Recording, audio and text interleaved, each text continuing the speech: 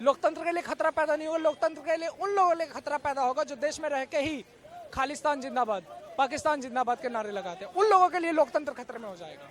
Sir 2024 में तो तय है कि माननीय मोदी जी की सरकार दोबारा से आएगी, ठीक है।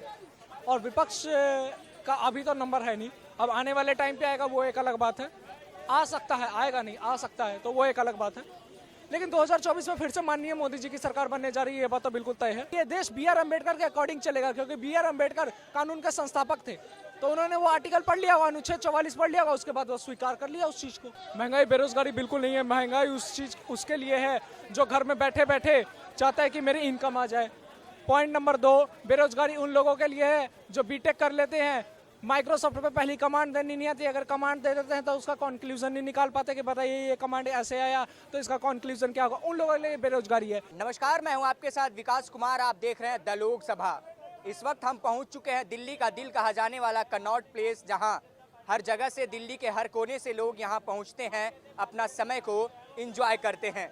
लेकिन हम यहां पर चर्चा करने आए हैं 2024 चुनाव, और सरकार एक बिल लाने जा रहे हैं यूसीसी, जिसको कहा जाता है यूनिफॉर्म सिविल कोड। इसके ऊपर हम चर्चाएं करेंगे कि क्या ये कानून हमारे देश में आना चाहिए या नहीं, या फिर 2024 में भारतीय जनता पार्टी लोकसभा चुनाव में जीतकर एक बार फिर से केंद्र में सरकार बना पाएगी या फिर नहीं। इन्हीं विषयों पर चर्चा करने के लिए पहुंचे हैं सीपी। हमारे समक्ष काफ़ी लोग मौजूद हैं, उनसे बातें करेंगे और जानने की कोशिश करेंगे कि यूसीसी कानून हमारे देश में आना चाहिए या फिर नहीं, और 2024 में देश में किसकी सरकार बनने जा रही है।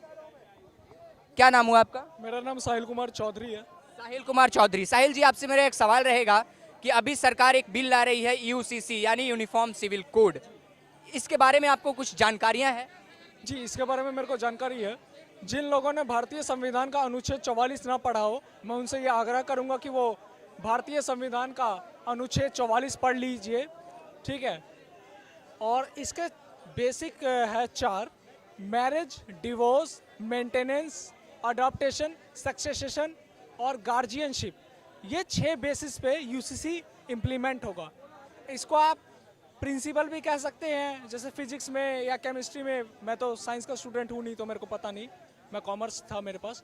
जैसे केमिस्ट्री में रूल होता है, प्रिंसिपल होता है, तो वो भी इसका रूल है, प्रिंसिपल है। यूसीसी के मैंने आपको 6 रूल या प्रिंसिपल जो भी आप कहे वो मैंने आपको बता दिया।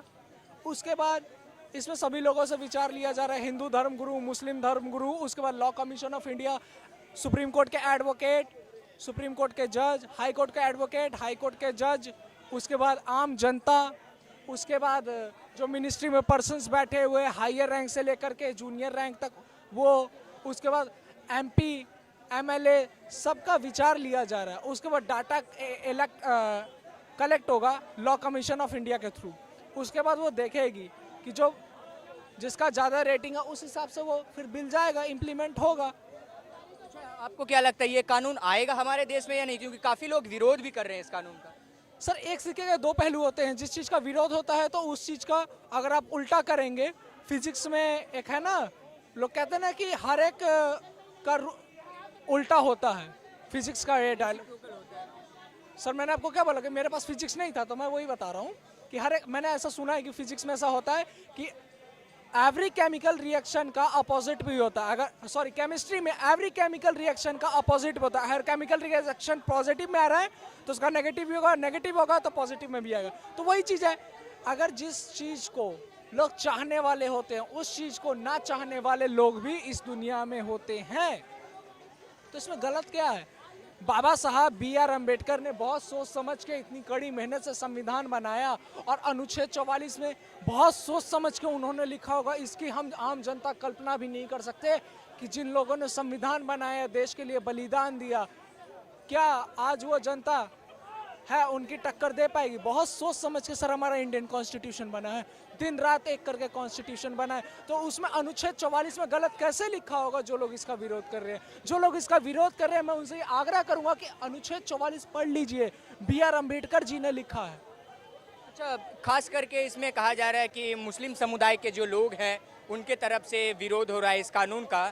उनका कहना है कि हमारा शरीयत लॉ भी है, तो यूसीसी आने के बाद हमारे शरीयत लॉ का कोई मतलब नहीं रह जाएगा, तो हम यूसीसी को नहीं मानते। देखिए सर, अभी आपने बात करी शरीयत बोर्ड की, मैं आपको एक चीज़ बता दूं, जहां उनका फ़ायदे की बात होती है वहाँ पे तो वो पर्सनल लॉ बोर्ड के हिसाब से चलते हैं। अगर कोई मुस्लिम मर्डर करके जाता है, आईपीसी की धारा 302 लगती है और वो कोर्ट में खड़ा होकर डिमांड करता है कि मेरे को मुस्लिम पर्सनल लॉ के तहत सजा दी जाए, तो ये तो सर जहां उनके फायदे की बात हो रही है वहां पे मुस्लिम पर्सनल लॉ बोर्ड, और जहां पर constitution all citizens are equal in the eyes of Indian constitution, जहां पे जजमेंट आती है ऑल सिटीजन्स आर इक्वल के अकॉर्डिंग, वहां पे वो फिर पलट जाते हैं, बोलते हैं कि नहीं हमें 302 की सजा नहीं चाहिए, हमें पर्सनल लॉ बोर्ड के हिसाब से सजा दीजिए। तो ये तो सर सरासर अन्याय हो गया ना। वहां पे आपका फायदा है तो पर्सनल लॉ बोर्ड के हिसाब से चाहिए, जहां पे आपका फायदा नहीं है वहां पे कह रहे, वहां पे आप फालतू की बयाने दे देते हो। ये सर कहाँ का रूल है? ये तो हमारा इंडियन कॉन्स्टिट्यूशन बहुत सारी चीज़ों की इजाज़त दे देता है, जो हम सरकार के को कुछ भी बोल देते हैं, ऑपोजिशंस के लीडर को कुछ भी बोल देते हैं, लेकिन सर क्या वही फॉरेन कंट्रीज़ में सब है? यहाँ पे कोई आदमी खड़ा होकर के सरकार को गाली दे देता है, प्रधानमंत्री को गाली दे देता है, गृह मंत्री को गाली दे देता है। क्या आप में इतनी हिम्मत है कि आप पाकिस्तान में सरकार के खिलाफ बोल सकते हैं? क्या आप में इतनी हिम्मत है कि आप दुबई के प्रिंस के बारे में बोल सकते हैं? क्या आप में इतनी हिम्मत है कि आप सऊदी अरब में जाके वहाँ के जो भी राजतंत्र और प्रजातंत्र जो भी चलता हो मेरे को नहीं पता, क्या आप उनके लीडर्स के बारे में बोल सकते हैं? ये तो सर हमारा इंडियन कॉन्स्टिट्यूशन बहुत सारी चीज़ों की इजाज़त देता है। तो मैं इंडियन लोगों से आग्रह करना चाहूँगा कि इन चीज़ों का हद से ज़्यादा फ़ायदा ना उठाया जाए। अच्छा, यूसीसी को लेकर जो दिल्ली में जिनकी सरकार है आम आदमी पार्टी के, केजरीवाल ने सपोर्ट किया है भारतीय जनता पार्टी को कि यूसीसी बिल आना चाहिए, तो क्या उन्होंने सही किया है सपोर्ट या फिर गलत? सर बिल्कुल सपोर्ट किया है उन्होंने। सपोर्ट तभी करा है जब तक उन्होंने आर्टिकल 44 नहीं पढ़ा था। पहले तो वो लोग मना कर रहे थे, लेकिन जब उन्होंने आर्टिकल 44 पढ़ लिया, बी आर अम्बेडकर जी की लिखित लाइन पढ़ ली, उसके बाद वो लोग भी उस चीज़ को स्वीकार कर चुके हैं। क्योंकि केजरीवाल कहते हैं ना कि ये देश बी आर अम्बेडकर के अकॉर्डिंग चलेगा, क्योंकि बी आर अम्बेडकर कानून के संस्थापक थे, तो उन्होंने वो आर्टिकल पढ़ लिया होगा, अनुच्छेद 44 पढ़ लिया होगा, उसके बाद वो स्वीकार कर लिया उस चीज़ को। अच्छा, यूसीसी की बात तो हो गई, लेकिन अभी देश में चल रहा है 2024 चुनाव का चर्चा। लोग रैलियां कर रहे हैं, विपक्ष एकजुट हो रहा है, गठबंधन की संभावना जताई जा रही है कि हो जाएगी और लगभग हो भी चुका है। तो क्या लगता है 2024 में कुछ उलटफेर देखने को मिलेगा? सर 2024 में तो तय है कि माननीय मोदी जी की सरकार दोबारा से आएगी, ठीक है, और विपक्ष का अभी तो नंबर है नहीं। अब आने वाले टाइम पे आएगा वो एक अलग बात है, आ सकता है, आएगा नहीं, आ सकता है, तो वो एक अलग बात है। लेकिन 2024 में फिर से माननीय मोदी जी की सरकार बनने जा रही है, ये बात तो बिल्कुल तय है। लेकिन विपक्ष तो कह रही है कि मोदी की सरकार अगर अगली बार बनी तो लोकतंत्र के लिए खतरा पैदा हो जाए।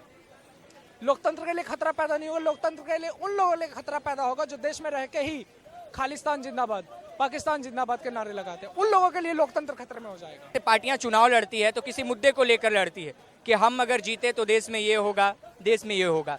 तो यूसीसी को हथकंडा बना के बीजेपी चुनाव लड़ रही है या फिर महंगाई और बेरोजगारी कुछ असर दिखाएगा?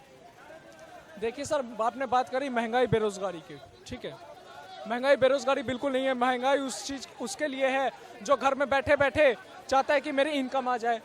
पॉइंट नंबर 2, बेरोजगारी उन लोगों के लिए है जो बीटेक कर लेते हैं, माइक्रोसॉफ्ट पे पहली कमांड देनी नहीं आती, अगर कमांड दे देते हैं तो उसका कंक्लूजन नहीं निकाल पाते कि बताइए ये कमांड ऐसे आया तो इसका कंक्लूजन क्या होगा। उन लोगों के लिए बेरोजगारी है।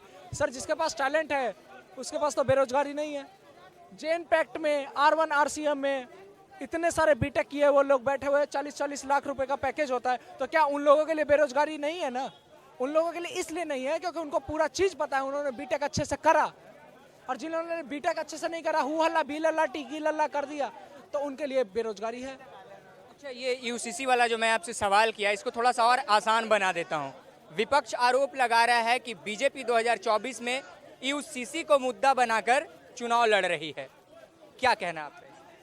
देखिए सर, विपक्ष का तो काम होता है कि कितना भी अच्छा काम कर लीजिए, बीच में बाधा को उत्पन्न करना। बीजेपी का ये टारगेट नहीं है। बीजेपी जो 3 वादों पे आई थी, आर्टिकल 370 है, राम मंदिर का निर्माण, यूसीसी इंप्लीमेंट, तो 2 चीज़ तो ऑलरेडी हो गया है और यूसीसी भी ऑलरेडी हो जाएगा। यूसीसी भी हो जाएगा, इसमें दिक्कत क्या है? 2-3 महीने का प्रोसेस है, 2-3 महीने में इम्प्लीमेंट होगा। गोवा में ऑलरेडी इम्प्लीमेंटेड है, गोवा में तो ऑलरेडी इम्प्लीमेंटेड है। हमारा संविधान ये कहता है कि एक देश, एक नागरिक, एक संविधान, एक विधान। तो दिक्कत क्या है इम्प्लीमेंट करने वालों को? जो लोग कह रहे थे कि ये देश ना गीता से चलेगा ना कुरान से चलेगा, ये देश संविधान से चलेगा, अब वही लोग पलट चुके हैं। अब वही लोग कहते हैं ये देश ना संविधान से चलेगा ना गीता से चलेगा, चलेगा तो सिर्फ कुरान और कुरान से चलेगा। तो सर ये बात को मैं स्वीकार नहीं करता। क्योंकि आप तो पलटू मार की तरह बात कर रहे हैं। पलटू मार की तरह बात मत कीजिए ना। संविधान के अकॉर्डिंग ये देश चलेगा। संविधान का अनुच्छेद 44 ये कहता है कि यूसीसी का इंप्लीमेंट होगा। अच्छा, आपने एक बात कही थी कि कुछ संभावना है कि विपक्ष की सरकार आ सकती है, तो अगर विपक्ष की सरकार 24 में आती है तो प्रधानमंत्री का चेहरा कौन हो सकता है? सर विपक्ष की सरकार तो आ ही नहीं सकती अभी। शायद आपने मेरी बात को सुनी नहीं। मैंने आपको ये बोला कि सर विपक्ष का अभी आना तो इम्पॉसिबल है। अब आने वाले टाइम पे आ सकता है, आएगा नहीं, आ सकता है, तो वो एक अलग बात है।